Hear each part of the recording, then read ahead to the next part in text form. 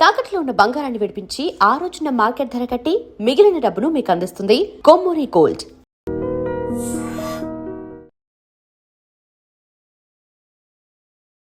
నమస్కారం, welcome to I dream. ధర్మ మార్గం విత్ విజిత కార్యక్రమానికి స్వాగతం.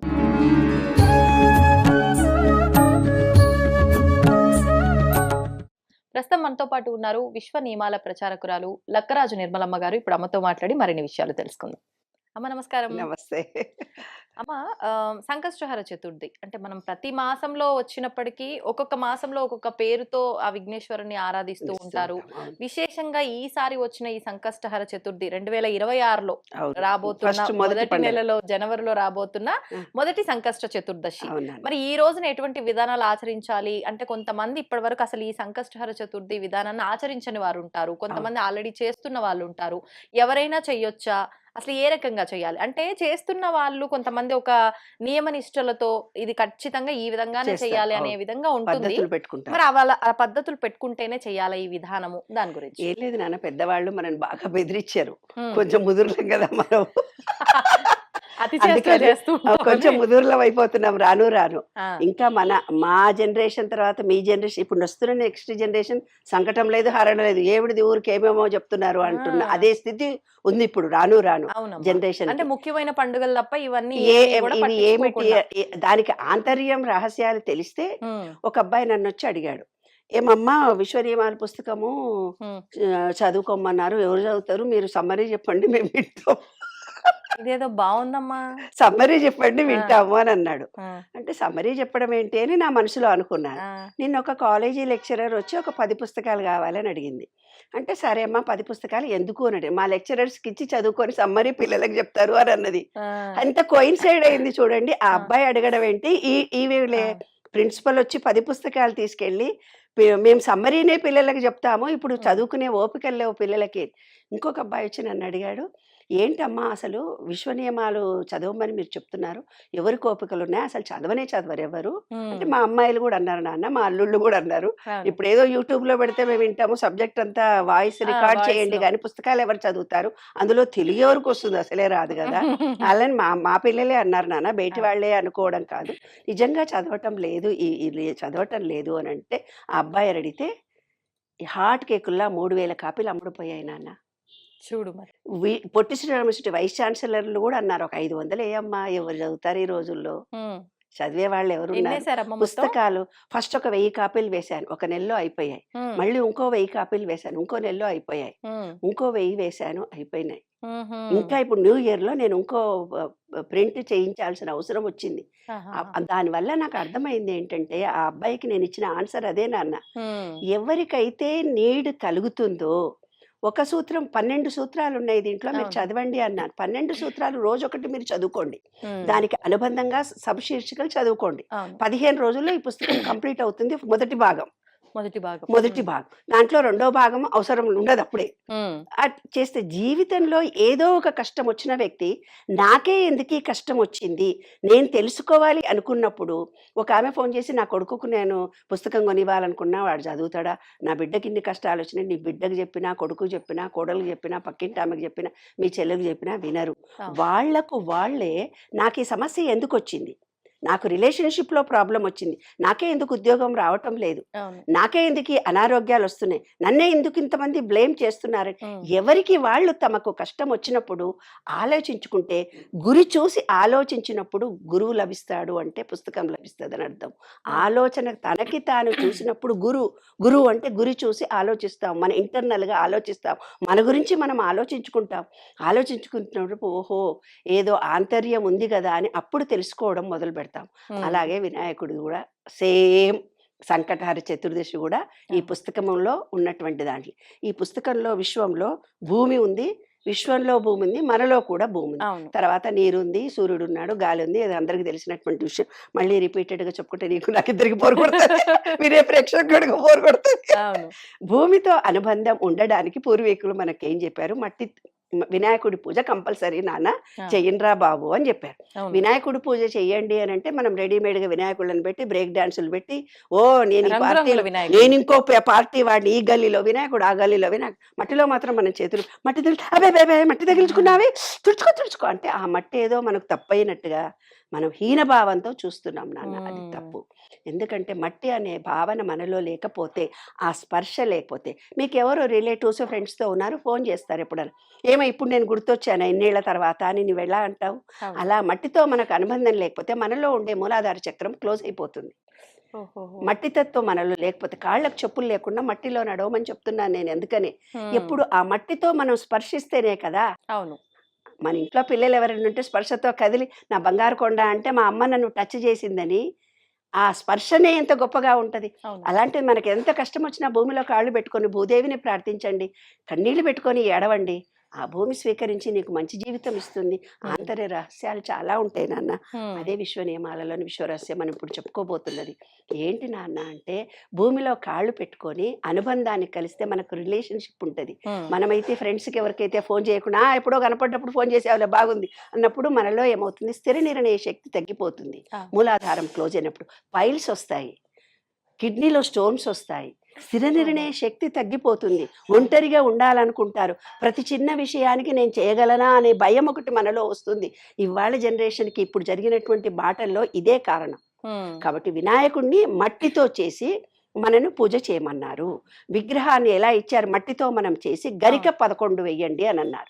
అప్పుడు ఏమన్నారు, పెళ్లిలో గృహప్రవేశంలో ఏ శుభకార్యం జరిగినా ముందు వినాయకుడు పూజ చేసిన తర్వాత మిగతా పూజ చేయండి అని అన్నారు.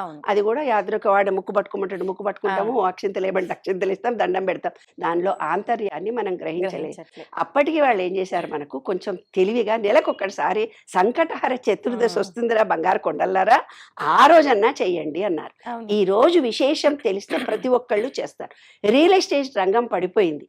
వాళ్ళ భూములు అమ్ముడు పోవాలన్నా, వాళ్ళ మానసికంగా వాళ్ళల్లో స్థిరత్వం రావాలన్నా, న్యూనతాభావం మనిషిలో పోవాలన్నా, పెళ్ళిళ్ళు జరగాలన్నా, ఇల్లు కొనుక్కోవాలన్నా, ఏ ఉద్యోగం రావాలన్నా, చదువు రావాలన్నా సంకటహర చతుర్దశి నాడు మట్టితో వినాయకుడిని చేసి శాస్త్రోక్తంగా, అంటే నీకు ఒక పద్ధతి ఉంటుంది, కరీంనగర్ వాళ్ళకి వేరే పద్ధతి ఉంటుంది, విజయవాడ వాళ్ళకి వేరే పద్ధతి, ఏ పద్ధతిలో అయినా సరే, ఏ పద్ధతి మీకు తెలియకపోతే గుడికి వెళ్ళి దండం పెట్టుకొని రండమ్మా.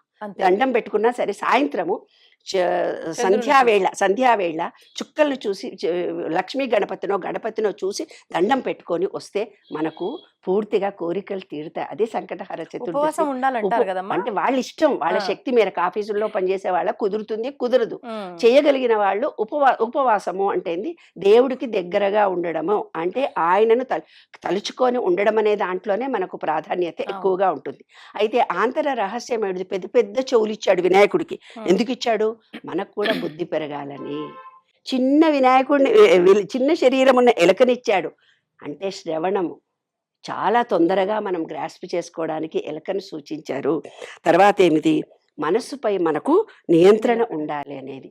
చిన్న శరీరం ఉంటే తొందరగానే ఎక్కువ లావుంటే అయిపోయి తగ్గించుకొని రాపో, నీకు పిల్లలకు పుట్టాలన్నా, వాకింగ్ చేయాలన్నా, హార్ట్ అటాక్స్ రాకుండా ఉండాలని తగ్గించుకో.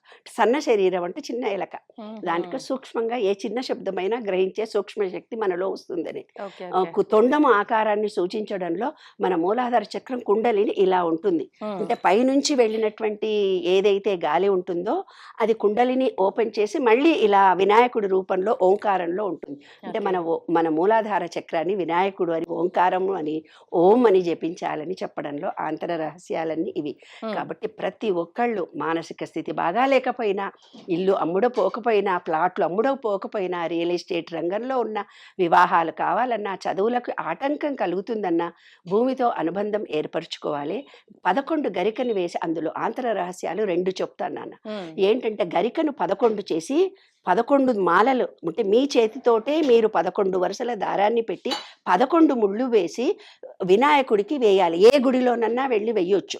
ఏ గుడిలో వేయాలి అనుకోండి, డబ్బుకు సంబంధించిన దాంట్లో ఉద్యోగం కానీ రియల్ ఎస్టేట్ కానీ లక్ష్మీ గణపతికి చేయాలి. ఆహా. మామూలుగా వివాహాలు ఇంకే చిన్న చిన్నవి ఏమన్నా కోరికలుండి తీరాలి చదువు అది అనుకున్నప్పుడు మామూలు గణపతికి వేయాలి.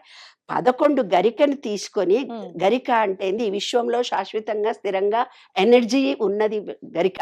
అవును. కాబట్టి వినాయకుడికి 11 గరికను ఒక చోట పెట్టి ముడి వేసి 11 అలా అలా కుర్చీలు 11 వేయాలి. వేసి దేవుడికి వేయాలి. ఓకే. లేదు కొంతమందికి కుజదోషం ఉంటుంది, వివాహాలు జరగవు అంటారు.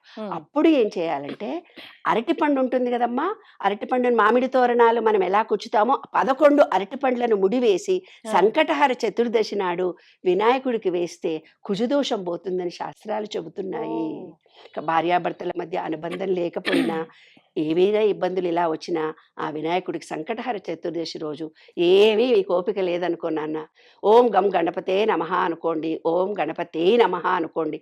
సాయంత్రం దాకా మనసులో గణపతిని తలుచుకొని మట్టిలో కాళ్ళు 5 నిమిషాలు పెట్టండి, గరికలో కాళ్ళు 10 నిమిషాలు పెట్టి మా పాపాలని తొలగిపోయినాయి, థ్యాంక్ యూ వెరీ మచ్ అని ఆ భూతత్వాన్ని మన శరీరంలోకి ఇముడ్చుకొని విశ్వ చైతన్య శక్తిలో నేను మమేకమవుతున్నానని మనస్ఫూర్తిగా, ఇప్పటిదాకా నేను ఎవరినైనా తప్పుగా భావించి క్రిటిసిజం చేస్తుంటే క్షమించండి, ఎవరి మనసైనా బాధ పెట్టుంటే క్షమించండి.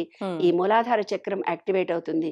నేను అద్దె ఇంట్లో ఉండి ఓనర్స్ను ఉంటే నన్ను మనం ఎక్కడన్నా ఏదోదో హాస్టల్స్లో ఎక్కడెక్కడో ఉండి ఏదైనా వస్తువు ఇరగొట్టొస్తాం, అవి కూడా తప్పు చేస్తుంటే నన్ను క్షమించండి అని మొక్కుకుంటే సొంత ఇల్లు వచ్చే అవకాశాలు ఉంటాయి. భూమిలో తెలియక ఏ తప్పు చేసినా కూడా క్షమించమని వేడుకోవాలి. మట్టిలో కాళ్ళు పెట్టి, గరికలో కాళ్ళు పెట్టి హృదయ సమర్పణగా నమ్మకంతో ప్రేమతో చేస్తే కోరిక తీరుతుంది. ప్రకృతితో మమేకమై ఉండాలి. తెలిసి తెలియని తప్పులకి సారీ చెప్పుకోవాలి. భగవంతుడి విషయంలో కృతజ్ఞతతో ఉండాలి. అంతే నాన్న. వినాయక సంకటహర చతుర్దశి హ్యాపీగా, ఆనందంగా, సంతోషంగా ప్రతి నెల 11 నెలలు చేస్తే కోరికలు తీరని ఉండదని శాస్త్రం చెబుతుంది. కనీసం 9, కనీసం 3 ఏవైనా సరే ఆ చతుర్దశి నాడు ఆ విశ్వంలో నుంచి విశ్వ చైతన్య శక్తి మూలాధార చక్రానికి సంబంధించిన ఎనర్జీస్ మనకు వస్తాయి, అవి యాక్టివేట్ అవుతాయి. అదే అంతర రహస్యం. మన పెద్దవాళ్ళు చాలా తెలివైన వాళ్ళు అంతే. అది సంగతి. ధన్యవాదాలు. And for more videos, Please subscribe to iDream. Please subscribe to iDream. Please subscribe iDream. And please subscribe to iDream. For more videos, subscribe to iDream. please like, share and subscribe to the channel. Congratulations, iDream. Subscribe to iDream. Subscribe to iDream. So subscribe to iDream Media. iDream ki iDream team andarki huge congratulations. Please subscribe iDream Media. Please subscribe to iDream. Subscribe iDream. Please subscribe to iDream. iDream అంటే నా కళల ఛానల్ను subscribe చేసుకున్న నోరు తిరుగుతలేదు, మీరైతే గంట గుర్తు కొట్టండి. For more such videos, please subscribe to iDream. Subscribe to iDream. Please subscribe to iDream. Please subscribe iDream Media. Please do subscribe to iDream. Please subscribe to iDream Media. For best entertainment and information, please subscribe iDream. And don't forget to subscribe to iDream.